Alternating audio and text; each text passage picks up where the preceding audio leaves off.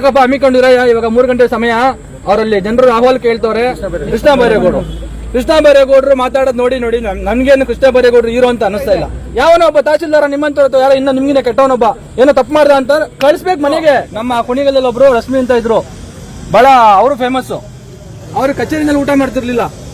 ಕಚೇರಿನಲ್ಲಿ ಕುತ್ಕೊಳ್ಳೋದು, ಊಟ ಮಾಡಿ ತಿಂಡಿ ಮಾಡೋದು ಮಾಡ್ತಾ ಇದ್ರೆ ಈ ಕಾಂಜಿ ಪಿಂಜಿ ಜನ ಬರ್ತಾನೆ ಇರ್ತಾರೆ ಅಲ್ಲಿ. ಪಾಪ ಅವ್ರು ಸೀದಾ ಹೋಗ್ಬಿಟ್ಟು ಐಬಿನಲ್ಲಿ ಅಲ್ಲಿ ಹೋಗಿ ಊಟ ಮಾಡ್ಕೊಂಡ್ ಬರೋರು. ಇಲ್ಲಿ ಕಾಂಜಿ ಪಿಂಜಿ ಜನ ದಿನ ಬೆಳಿಗ್ಗೆ ಬರ್ತಾನೆ ಇರ್ತಾರೆ ಕಚೇರಿಗೆ. ಪಾಯಿಂಟ್ ಇರೋದು ನಿಮ್ದು ಅದಕ್ಷತೆ ಬಗ್ಗೆನೇ. ನಿಮ್ಮ ಕಂಪ್ಲೀಟ್ ಆಗಿ ಇಷ್ಟೊತ್ತು ಮಾತಾಡಿರೋದು ನನ್ಗೆ ಅನ್ಸಿರೋದು ಮತ್ತು ನಮ್ಮವರು ಬರೆದಿರುವಂತಹ ಹಲವಾರು ವಿಚಾರಗಳು ನಿಮ್ಮ ಇಲ್ಲಿ ಇಡೀ ತಾಲೂಕು ಕಚೇರಿ ಏನಿದೆ ಆಡಳಿತ ವ್ಯವಸ್ಥೆಯ ಅದಕ್ಷತೆ ಬಗ್ಗೆನೇ ಸಾಕಷ್ಟು ವಿಚಾರಗಳಿದೆ. ಇದ್ರ ಜೊತೆಗೆ ಇಲ್ಲಿ ಲಂಚ ಕೊಟ್ಟರೆ ಕೆಲಸ ಆಗ್ತವೆ, ಲಂಚ ಕೊಟ್ಟಿಲ್ಲ ಅಂದರೆ ಕೆಲಸ ಆಗಲ್ಲ ಅಂತ ಇವರು ನಿಮ್ಗೆ ಗೊತ್ತಿರಬೇಕು. ಈಗ ನೀವು ಕಚೇರಿಗೆ ಇವಾಗ ಬಂದ್ರಿ ಅಂತ ಕಾಣುತ್ತೆ. ಇವ್ರು ಬೆಳಿಗ್ಗೆ ಕಚೇರಿಗೆ ಬಂದಿದ್ದಾರೆ. ಬೆಳಿಗ್ಗೆ ಬಂದು 2 ಕರ ಹಿಡ್ಕೊಂಡು ಬಂದು ದನನ ಅಲ್ಲಿ ಆಚೆ ಕಡೆ ಕಟ್ಟಾಕಿದ್ದಾರೆ. ನಾನು ನಮ್ಮವ್ರು ಯಾಕೋ ದನ ಹಿಡ್ಕೊಂಡ್ಬಿಟ್ಟಿದ್ದಾರೆ, ಯಾಕೋ ದನ ಹಿಡ್ಕೊಂಡು ಬಂದಿದ್ದಾರೆ ಅಂತ. ಇಲ್ಲ ಅವ್ರು ರೈತರು ಹಿಡ್ಕೊಂಡ್ಬಂದು ಕಟ್ಟಿದ್ದಾರೆ ಅಲ್ಲಿ ಅಂತ. ಯಾಕೆ ಕಟ್ಟಿದ್ದಾರೆ ಅಂತ ನಮ್ದೇನೋ ಸಮಸ್ಯೆ ಬಗೆಹರಿತಾ ಇಲ್ಲ, ದನಗಳಿಗೆ ಮೇಯಿಸೋದಕ್ಕೆ ಜಾಗ ಇಲ್ಲ, ಹಂಗಾಗಿ ನಾನು ಕಟ್ಕೊಂಡ್ಬಂದು ಕುತ್ಕೊಂಡಿದ್ದೀನಿ ಅಂತೇಳಿ ಅವರು ಹೇಳ್ತಾ ಇದ್ದಾರೆ. ಅವ್ರು ಎಷ್ಟೊತ್ತು ಕೂತಿದ್ರು ಅಂತ ಅಂದರೆ ಬಹುಶಃ ಒಂದು 3-4 ಗಂಟೆ ಅಲ್ಲಿ ಕೂತಿದ್ರು. 3 ಗಂಟೆ ಅಂತ ಅನ್ಕೊಳ್ಳಿ, 2 ಗಂಟೆ ಅಂತ ಅನ್ಕೊಳ್ಳಿ. 2 ಗಂಟೆ ಕೂತಿದ್ರು. ಬೆಳಿಗ್ಗೆ ಬಂದು ಕೂತಿದ್ದಾರೆ. ಅವ್ರು ಕೂತಿರೋ ದಾರಿನಲ್ಲಿ ಹಲವಾರು ಜನ 16 ಜನ ನಿಮ್ಮ ಸಿಬ್ಬಂದಿ ಒಳಗಡೆ ಹೋಗಿದ್ದಾರೆ. ಸಿಬ್ಬಂದಿಗಳಿಗೆ ಏನಾದರೂ ಒಂದು ಸ್ವಲ್ಪ ಸೂಕ್ಷ್ಮತೆ ಸಂವೇದನೆ ಇರಬೇಕಲ್ವಾ ಸರ್ಕಾರಿ ಆಡಳಿತ ನಡೆಸೋರಿಗೆ. ತಮ್ಮದೇ ಕಚೇರಿ ಮುಂದ್ಗಡೆ ಯಾರೋ ದನ ಕಟ್ಕೊಂಡು ಕುತ್ಕೊಂಡಿದ್ದಾರೆ ಅಂತಂದ್ರೆ ಯಾಕೆ ಕುತ್ಕೊಂಡಿದ್ದಾರೆ, ದನ ಯಾಕೆ ಬಂದು ಅಂತ ಕೇಳಬೇಕಲ್ವಾ. ನನಗೆ ಬರ್ತಿದ್ದಂಗೆ ನನಗೊಂದು ಸ್ವಲ್ಪ ತಲೆಯಲ್ಲಿ ಏನೋ ಮೆದುಳು ಏನೋ ಸರಿಯಾಗಿರೋದಕ್ಕೇನೋ ನನ್ಗೆ ಕಾಣಿಸ್ತು. ಸರ್ಕಾರಿ ಕಚೇರಿ ಮುಂದೆ ಕರ ಯಾಕೆ ಬಂತು ಅಂತ ನಾನು ಕೇಳಿದೆ. ಇವ್ರು ನಮ್ಮವ್ರು ಹಿಂಗಾಗಿದೆ ಅಂತ ಹೇಳಿದ್ರು. ನಿಮ್ಮ ಸರ್ಕಾರಿ ಸಿಬ್ಬಂದಿಗಳಿಗೆ ನಮ್ಮದೇ ಕಚೇರಿ ಮುಂದೆ ಬಾಗ್ಲಲ್ಲಿ ಹಸು ಕಟ್ಟಿದ್ದಾರೆ, ಕರು ಕಟ್ಟಿದ್ದಾರೆ, ಅದಕ್ಕೆ ಮೇವ್ ಆಗ್ತಾ ಇದ್ದಾರೆ ಅಂತ ಅಂದ್ರೆ ಯಾಕೆ ಕಟ್ಟಿದ್ದಾರೆ, ಯಾಕೆ ಬಂದಿದ್ದಾರೆ ಅನ್ನುವಂತ ಒಂದ್ ಸ್ವಲ್ಪ ಸೂಕ್ಷ್ಮತೆ ಇರಬೇಕಲ್ಲ ಅವ್ರಿಗೆ. ನಾನು ಇದನ್ನ ಎಕ್ಸಾಂಪಲ್ ಆಗಿ ನಿಮ್ಗೆ ಹೇಳ್ತಾ ಇರೋದು. ಈ ತರದ್ದು ಕೆಲಸ ಮಾಡುವಂತ ಜನರೇ ಇಲ್ಲಿ ಕಚೇರಿ ತುಂಬಾ ತುಂಬಿದ್ರೆ ಇವ್ರು ಹೇಳ್ತಾ ಇರುವಂತ 1000 ಸಮಸ್ಯೆಗಳು ಇಲ್ಲಿ ಯಾವ ದಿನನಿತ್ಯ ಇರ್ತವೆ. ಸಮಸ್ಯೆಗಳ ಬಗ್ಗೆನೇ ಅರಿಯಲ್ಲ. ಸೊ ನಾವು ಈ ವಿಚಾರವಾಗಿ KRS ಪಕ್ಷದವರು ಹಲವಾರು ವರ್ಷಗಳಿಂದ ಸ್ವಲ್ಪ ಅವರು ಸೆನ್ಸಿಟೈಸ್ ಆಗಬೇಕು. ಜನ ಕಚೇರಿಗೆ ಬರುವಂತವ್ರನ್ನು ಸ್ವಲ್ಪ ಗೌರವಯುತವಾಗಿ ನೋಡ್ಕೋಬೇಕು. ಅವ್ರ ಘನತೆಗೆ ಒಂದು ರೀತಿಯಲ್ಲಿ ಯಾವುದೇ ರೀತಿಯ ಚ್ಯುತಿ ಆಗದಂಗೆ ಅವ್ರ ಕೆಲಸಗಳನ್ನ ಮಾಡ್ಕೊಡ್ಬೇಕು, ವಿಳಂಬ ಮಾಡದೆ ಕೆಲಸ ಮಾಡ್ಕೊಡ್ಬೇಕು ಅನ್ನೋ ವಿಚಾರವಾಗಿ ನಾವು ಹೋರಾಟವನ್ನು ಮಾಡ್ಕೊಂಡು ಬಂದಿದ್ವಿ. ಇವತ್ತು ನೋಡಿ ಇದ್ರಲ್ಲಿ ಹಲವಾರು ವಿಚಾರಗಳನ್ನ ಬರೆದಿದ್ದಾರೆ. ಮತ್ತೆ ಅವರು ನಿಮ್ಗೆ ಒಂದಷ್ಟು ವಿಚಾರಗಳನ್ನ ತಿಳಿಸಿದ್ರು, ಏನೆಲ್ಲ ಮಾಡ್ಬೇಕಾಗಿರೋದು ಮಾಡಿಲ್ಲ. ನೋಡ್ರಿ ಇವರು ನಂಗೆ ಟಚ್ ಅಲ್ಲಿ ಇದ್ದಾರೆ, ಇವಾಗ ಇಶ್ಯೂಸ್ ಎಲ್ಲ ಇದೆ ಗೊತ್ತಿದೆ. ಅಲ್ಲ ಟಚ್ ಅಲ್ಲಿ ಇದ್ರೋದು ಬೇರೆ, ಕೆಲಸ ಆಗ್ಬೇಕಲ್ವಾ. ಧರಣಿ ಮಾಡೋಕತ್ತೆ ಯಾಕೆ ಬಂತಿಲ್ಲಿ? ಈಗ ನಮ್ಗೆಲ್ಲ ಏನ್ ಪ್ಯಾಷನ್ ಧರಣಿ ಮಾಡೋದು ಆಗಿಲ್ಲ ಅಂತ ಹೇಳಿದ್ದಾರೆ. ಈಗ ಧರಣಿ ಮಾಡೋದು ನಮ್ಗೇನ್ ಪ್ಯಾಷನ್ ಇಲ್ಲ. ನಾವೇ ಇಲ್ಲಿ ಬಂದು ಕುತ್ಕೊಂಡು ಇಲ್ಲಿ ಧರಣಿ ಮಾಡಿ ನಿಮಗೆ ಪಾಪ ಗೆರವ್ ಹಾಕಿ ಅಥವಾ ನಿಮ್ಮನ್ನ ಕರೆಸಿ ಇಲ್ಲಿ ಏನೋ ನಮ್ಮ ಮಿಷನ್ ತಿಳ್ಕೊಂಡು ಹೋಗ್ಬೇಕಂತ ಇಲ್ಲ. ಸಮಸ್ಯೆ ಇದೆಯಲ್ಲ, ಸಮಸ್ಯೆ ಆಸಿ ಒದ್ದಿ ಮಲಗಿದೆಯಲ್ಲ.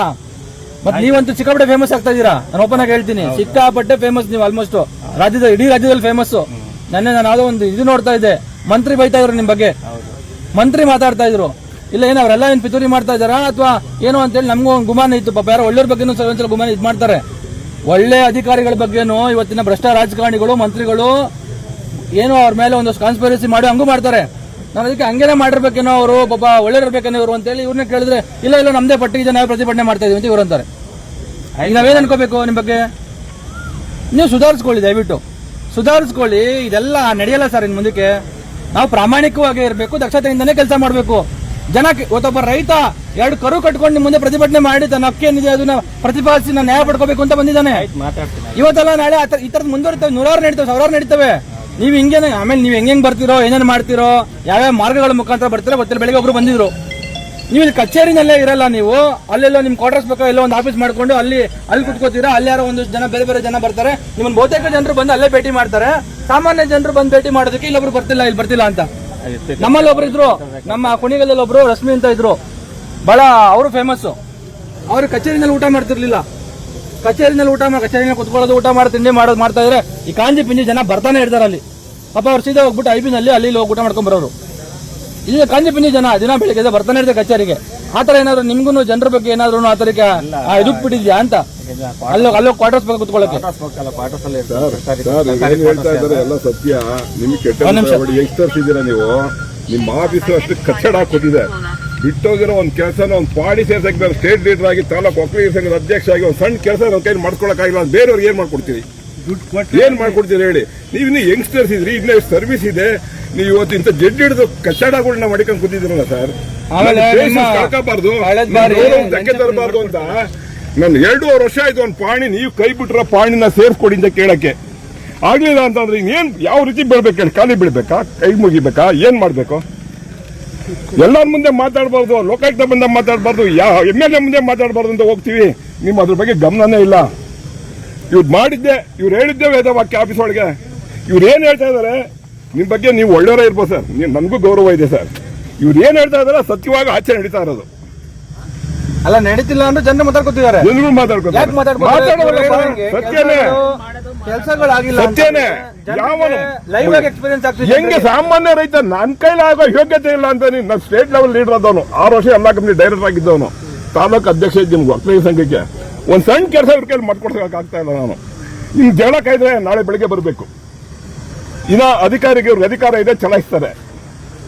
ಸಾಮಾನ್ಯ ಜನ ಏನು ಮಾಡಕ್ ಆಗ್ತಾ ಇಲ್ಲ. ದಯವಿಟ್ಟು ಇದನ್ನ ಅರ್ಥ ಮಾಡ್ಕೊಳ್ಳಿ. ಈ ಫೀಲ್ಡ್ ಕೆಲಸ ಮಾಡೋರು ಸಾಮಾಜಿಕವಾಗಿ ಕೆಲಸ ಮಾಡ್ಬೇಕು ಸರ್. ನೀವೇ ಸಿಗಲ್ಲ ಅಂದ್ರೆ ಯಾರು ತಗೋಬೇಕು ಸರ್? ಕೆಲವಾರು ಈಗ ನಾನು RT ಹೇಳಿದೆ, ನಿಮ್ ಗಮನಕ್ಕೆ ಬಂದಿದ್ರೆ ಅದು ಬಂದಿಲ್ಲ. ಹಿಂಬರಹ ಆಯೋಗದ ಮುಂದೆ ಹಿಂಬರಹ ಕೊಡ್ತಾರೆ, ತಪ್ಪು ಸರ್, ಬಹಳ ಅನ್ಯಾಯ ಸರ್. ಅಷ್ಟು ತಾಲೂಕು ಏನಾದ್ರು ಮಾಗಡಿಯೊಳಗೆ ಏನೋ ರಾಜ್ಯದಲ್ಲಿ ಇದೆಯೋ ನಮ್ದೇ ತಾಲೂಕು ಸರ್, ಅಷ್ಟು ತಾಲೂಕು. ಆಮೇಲೆ ಮುಗಿಸೋಣ ಸರ್. ಇದೊಂದು ಸಭ್ಯವಾದ ಮಾರ್ಗ. ಸತ್ಯಾಗ್ರಹ ಮಾಡೋದು, ಚಳುವಳಿ ಮಾಡೋದು, ಇವೆಲ್ಲ ಒಂದು ನಮಗೆ ನಮ್ಮ ದೇಶದ ಮಹಾತ್ಮರಾಗಿದ್ದಂತಹ ಮಹಾತ್ಮ ಗಾಂಧೀಜಿಯವರು ಹಾಕೊಟ್ಟಂಥ ಸಭ್ಯವಾದ ಮಾರ್ಗ. ಸಭ್ಯವಾದ ಮಾರ್ಗದ ಮುಖಾಂತರ ನಾವು ಇವತ್ತೊಂದು ಸತ್ಯಾಗ್ರಹ ಮಾಡೋದ್ರ ಮುಖಾಂತರ ತಮಗೆ ಬಹಳ ಗೌರವಪೂರ್ವಕವಾಗಿ ಮನವಿ ಮಾಡ್ತಾ ಇದ್ದೀವಿ.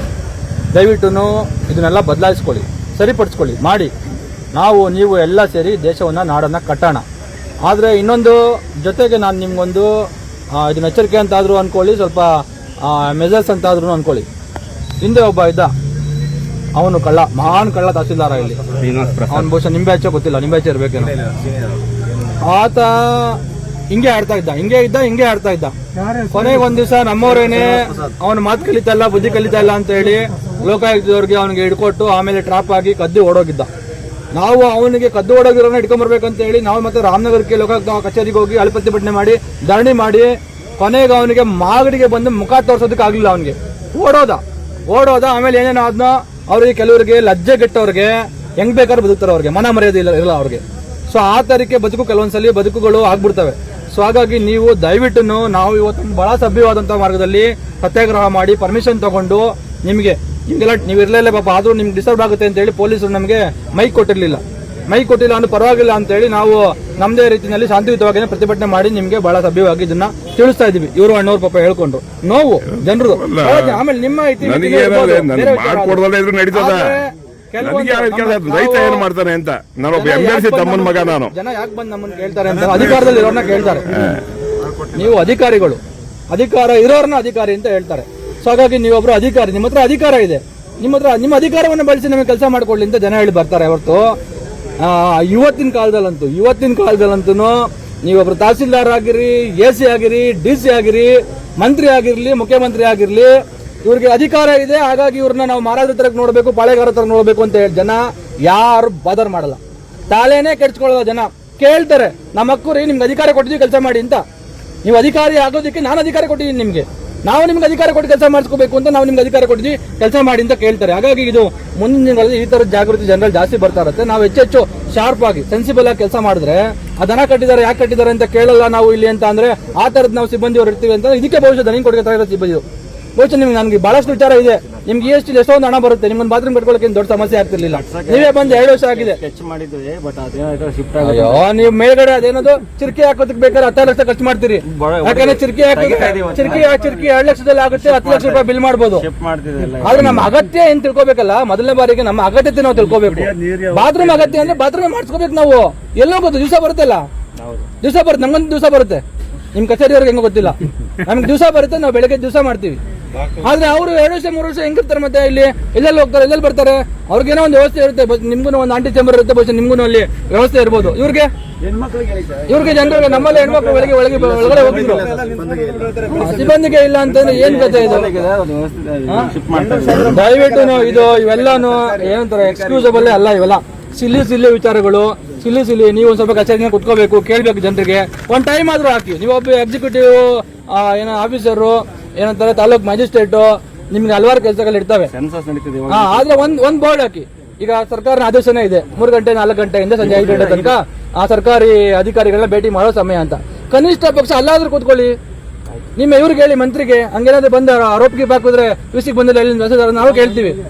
ಯಾಕಪ್ಪ ಹಮ್ಮಿಕೊಂಡಿರ ಇವಾಗ 3 ಗಂಟೆ ಸಮಯ, ಅವರಲ್ಲಿ ಜನರು ಅಹವಾಲು ಕೇಳ್ತವ್ರೆ, ನಿನ್ನ ಹತ್ರ ಬಂದು ವಿಸಿ ಮಾಡ್ತೀವಿ ಅಂತ ಬರೋದಲ್ಲ ಅಂತೇಳಿ ಜನ ನಾವು ನಿಮ್ ಪರವಾಗಿ ನಿಂತ್ಕೊಂಡು ಕೇಳ್ತೀವಿ. ಎದುರ್ಕೋಬೇಕಾಗಿಲ್ಲ ನೀವು ಮಂತ್ರಿಗೆ MLA-ಗೆ. ಎಲ್ಲರ ಪರವಾಗಿ ಜನರ ಪರವಾಗಿ ಕೆಲಸ ಮಾಡಿದ್ರೆ ನೀವು ಯಾವ ಮಂತ್ರಿಗೂ ಯಾವ MLA-ಗೂ ಯಾವನಿಗೆ ಎದುರ್ಕೋಬೇಕಾಗಿಲ್ಲ. ಜನ ನಿಮ್ ಪರವಾಗಿರ್ತಾರೆ. ಇಷ್ಟೆಲ್ಲ ಜನರು ಇವ್ರ ತರ ಮಾತಾಡೋದ್ ಬದಲು ನಮ್ ತಹಶೀಲ್ದಾರ್ ಬಗ್ಗೆ ಏನ್ರಿ ಮಾತಾಡ್ತೀರಾ ನೀವು ಅಂತೇಳಿ ನಮ್ಮನ್ನ ಪ್ರಶ್ನೆ ಮಾಡ್ತಾರೆ. ಯಾರಾದ್ರೂ ನಿಮ್ಮನ್ನ ನೀವು ಒಳ್ಳೆಯರಾಗಿದ್ದು ನಿಮ್ ಬಗ್ಗೆ ಯಾರಾದ್ರೂ ತಪ್ಪ ಮಾತಾಡಿದ್ರೆ. ಹಂಗಾಗಿ ರಾಜಕಾರಣಿಗಳು ನಿಮ್ಮನ್ನ ದುರುಪಯೋಗ ಪಡಿಸ್ಕೊತಾ ಇದ್ರೆ ಜನ ನಿಮ್ ಪರವಾಗಿ ನಿಂತು ಕೇಳ್ತಾರೆ, ಪ್ರಶ್ನೆ ಮಾಡ್ತಾರೆ. ಸೊ ಹಾಗಾಗಿ ಅಂತ ಸಂದರ್ಭ ಬಂದಾಗ ನಾವು ನಿಮ್ ಜೊತೆ ಇರ್ತೀವಿ. KRS ಪಕ್ಷದವರು ಒಳ್ಳೆ ತಹಶೀಲ್ದಾರ್ ಅವ್ರನ್ನ ಬಿಡಿ ಅಂತ. ಸೊ ಹಾಗಾಗಿ ದಯವಿಟ್ಟು ಆ ತರಕ್ಕೆ ನಿಮ್ಮೊಂದಷ್ಟು ಬದಲಾವಣೆಗಳು ಏನೆಲ್ಲ ಮಾಡ್ಕೋಬೇಕು ಅದೆಲ್ಲ ಮಾಡ್ಕೊಂಡು ಇಲ್ಲೊಂದು ಸಮಸ್ಯೆಗಳು ನಾವು ಪಟ್ಟಿ ಮಾಡಿದ್ದೀವಿ. ಇದೆಲ್ಲವೂ ನಾನು ಹೇಳ್ದಂಗೆ ನಿಮ್ಮಲ್ಲಿರೋ ಒಂದು ಸ್ವಲ್ಪ ದಕ್ಷತೆಯ ಕೊರತೆಯ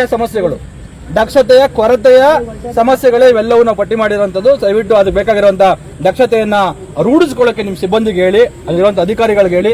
ಇವರೆಲ್ಲ ಹೇಳ್ದಂಗೆ ಏನಂತಾರೆ ಅದು ವಿಲೇಜ್ ಅಕೌಂಟೆಂಟ್ಸ್, ರೆವಿನ್ಯೂ ಇನ್ಸ್ಪೆಕ್ಟರ್ಗಳು ಇವರೆಲ್ಲರೂ ಸರಿಯಾಗಿ ಬಂದು ಕುತ್ಕೊಂಡು ಕೆಲಸ ಮಾಡಬೇಕು.